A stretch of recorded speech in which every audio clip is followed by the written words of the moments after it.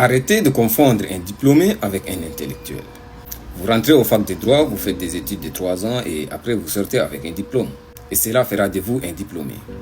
Vous faites des études de médecine et au bout d'un moment vous sortez avec un diplôme, mais cela ne fera pas de vous automatiquement un intellectuel, mais plutôt un diplômé.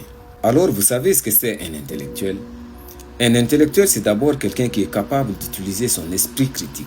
C'est quelqu'un qui est capable de réfléchir, capable d'analyser et capable de faire des créations pour la société. Un intellectuel, c'est quelqu'un qui se sert de ses connaissances pour comprendre les problèmes de la société, pour les expliquer et capable de proposer des pistes de solutions. Un intellectuel, c'est quelqu'un qui se sert des canaux d'expression pour intervenir sur des sujets qui concernent la société. Alors, il devient une référence. En d'autres termes, il devient une voix crédible pour éclairer la société. De nos jours, beaucoup de diplômés se prennent pour des intellectuels.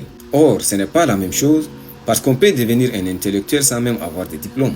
Et on peut obtenir plusieurs diplômes sans avoir la moindre intelligence ou l'esprit critique. Parce que le diplôme, ce n'est rien d'autre qu'un bout de papier, il peut s'obtenir en copiant ou en trichant à tous ses examens. Alors que l'intelligence, elle ne se triche pas. Donc, on peut dire que le diplôme montre que vous avez fait des études, alors que l'intellectuel, lui, montre qu'il comprend.